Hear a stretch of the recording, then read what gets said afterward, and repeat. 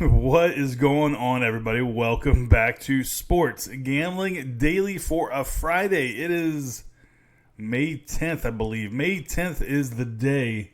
Hey, thank you so much for joining me today. My name is Jared, and definitely thank you so much for spending a couple minutes out of your day here with me. So basically, that's right. Basically, what we try to do here is post daily sports betting content where I give you my picks and my plays from my systems, and basically what those systems are designed to do are find matchups that we can exploit for maximum profitability. So if that sounds like something you're interested in, consider hitting that red subscribe button. And when you do hit that subscribe button, hit that bell notification so you know every time, or you'll be notified every time that I post a video or even go live. Never know when I might go live. All right, so let's see here. Yesterday, we went 1-3. The day before, we went 4-3. So overall, this is the updated season results. 160 wins, 145 losses. We are just under 21 units of sweet profit. So not too bad. I like where we're going. I think we're right on track where we need to be. Hey, come over and join the Discord. Oh, before I get into that, did you all see JJ Redick? No, not JJ Redick. What am I thinking? Josh Reddick scale up and bring that home run back in on the Astros versus Rangers game. Oh, so disappointing. You had Hunter, or was it Hunter Pence? No, it wasn't Hunter Pence. It was Joey Gallo hit that bomb to right field, and it would have been a 3-run shot. More than likely, that Rangers would have won, and we would have cashed that game. And Reddick, man, came out of nowhere. He's like Spider-Man jumping up there and getting that ball. Heartbreaking. So, anyway, I just wanted to throw that out there because it's bittersweet for me because obviously I root for the Stros, but I root for team money first. Anyway, let's talk about the Discord. This is what it looks like. This is a chat group for everybody that is interested. We are like-minded individuals with one purpose, and that purpose is to beat the book's brains in. Hey, come over and join us. We have over 600 members sharing information, sharing picks, plays, and parlays. So if you want to get in, come over here to Instagram and basically just send me a message and say, Jared, get me in, and I'll get you in. All right, that'll do it for all that. Let's talk about today's plays. We got to move on. There's no reason to talk about yesterday anymore. All right, so we have, let's see here, 7 plays for you guys. They're all value plays. Now, before I get right into those things, I need to remind you guys to do your own research. This program is pretty much just designed to show you how I do things, show you the games that I am actually betting on. And if you want to tail, that's fine. However, it's imperative. My systems require at least 100-unit bankroll. Now, whatever your unit is, that's up to you. My unit is $100. Your unit could be $1,000. Your unit could be $1. It doesn't matter. As long as you have 100 of them to start the season. Because my systems are designed to find value. And value is key here. Because you don't want to hesitate to pull the trigger on a game.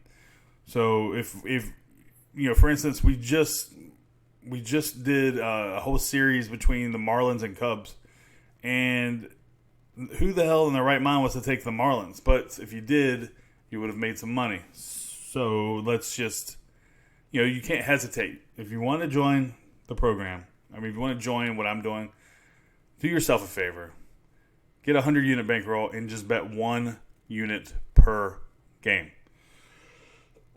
All right, let's jump into the first game here. We have the Brewers taking on the Cubs. The Brewers, they brought back Gonzalez. You got Gonzalez versus Quintana. They needed him back because the rotation's been struggling a little bit. So far, he's 2 for 2 thus far. He cleared at least 5 innings in each outing, including a 7 strikeout performance versus the Mets the last time out. Now, Jose Quintana after a slow start, he's really dialed it in. And he's historically been great versus the Brewers. He posts, I think it's a 6-3 record with like a 2.5 ERA in 12 starts.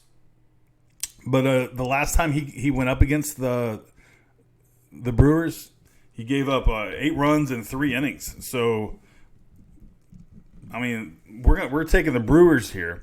Now, since April 5th, Quintana is 4-0 with a 1.93 ERA. Yeah, so I like the Brewers here, plus 128. 5 dimes is where I found that price. 100 wins, 28. All right, next up, we got the Angels going all the way over to Baltimore to take on the Orioles. We got Trevor Cahill versus Dan Straley. Both of these pitchers have had awful years so far, so you might even want to look into the over here.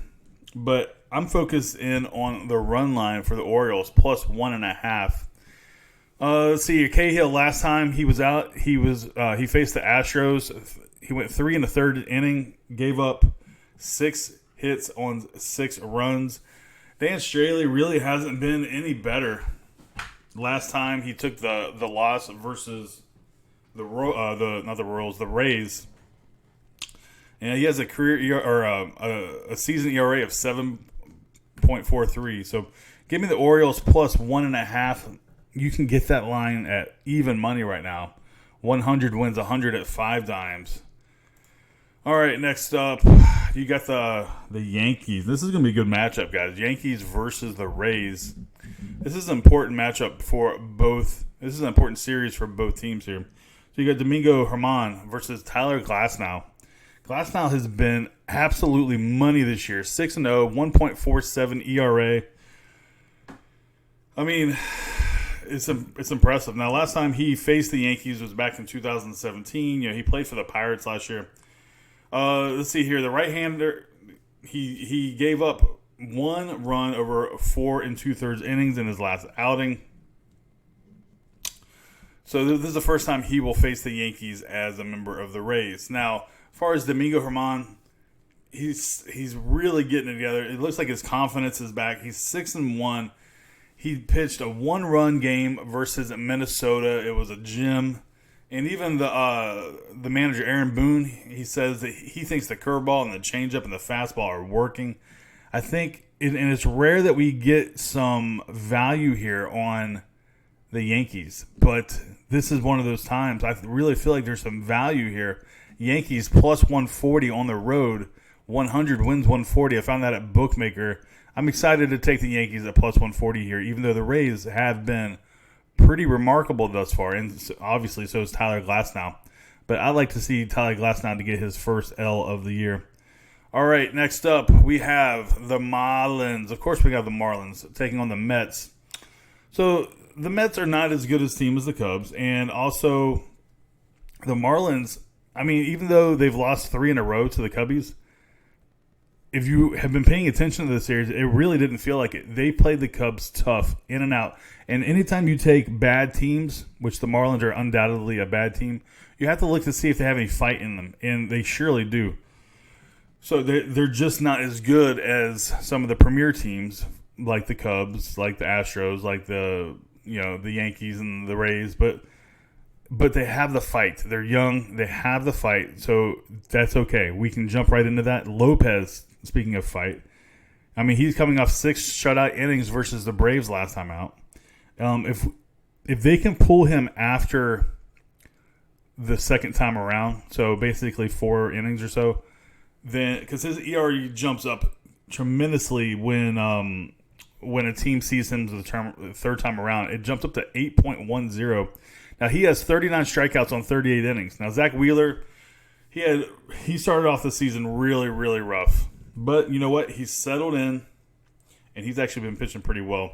His last 5 outings, he's 2-1 with a 3.0 ERA, 38 strikeouts, and 10 walks in 33 innings. I think that there's some value here. Taking the Marlins plus 165. Of course, it's a high variance play. I'm not guaranteeing any win here, but I think over the long run, this is a long-term winner. 100 wins, 165. Okay, let's see here. Bet number 5. We got the Tigers taking on. Nope, that's not it. Yeah. Hold on. Sorry. There we go. I had the wrong slide up. Okay, we got the Tigers taking on the Twins. Now, Jake Odorizzi, I've been saying this since his last start. He is due for a letdown. So I'm looking at this game. There's some value here on the Tigers, especially with Tyson Ross. Now, Tyson Ross just came off paternity leave. He got roughed up by the Royals. His head hasn't been completely screwed on, but I believe that this is the game that he can get on track versus a red-hot Twins team and Jake Odorizzi, which is pitching so freaking good lately. I think this could be a spot that we could jump on it. Plus 192, 100 to win 192 on this value play here. Okay, next up we have the Rangers taking on the Astros. Now, like I mentioned earlier, the Rangers almost pulled out game 1. And this is a matchup I like. Justin Verlander versus Lance Lynn. Now, Lance Lynn has been money versus the Astros in his career. He has a 1.89 ERA in 7 appearances versus the Astros. 6 of those are starts. And Justin Verlander, just like there's public teams like the Yankees, the Red Sox, even the Astros lately, the Dodgers, there are also public pitchers. And this is for sure one of them. JV is an amazing pitcher, but the guy loses from time to time. And typically he seems to lose most of the time in starts that you wouldn't expect him to lose. This is one of those starts that I believe that Justin Verlander will lose. And that's coming from an Astros fan. So give me the Rangers plus 227. 100 wins 227. Found that at 5 dimes. All right, last play for you guys. Let's see here. All right, we got the Padres taking on the Rockies. Now, the Rockies just had a crazy game yesterday versus the Giants. Hey, Padres are coming off a win. They got Eric Lauer taking on German Marquez. And basically, this is just going to be another value play. We got the Padres plus 157. I'm not going to really get deep into that. So they pushed back John Gray so they can keep Marquez on his normal rotation. I feel like Lauer. I mean, Lauer's a decent pitcher. I mean, he was a rookie last year. I think this is just one of those things. You're giving me 157. I think both these pitchers are very similar. So give me the Padres plus 157. All right. That's the end of the show, guys. I hope you have a good day, a good weekend, and also good luck tonight. Good luck to you. Good luck to me. Good luck to all of us. Remember, these are not guaranteed picks. I will never guarantee anything. This is how I bet on sports. This is how I've been doing it for 14 years. I take value when I see value, and I attack the value. So if that sounds like something you want to do, then come on, join me. But do your own research. Don't just take my word for it. Do what you got to do to do what you got to do. All right. Good luck to you. Good luck to me. Good luck to all of us. And I'll see you guys tomorrow on a Saturday version of SGD. Peace.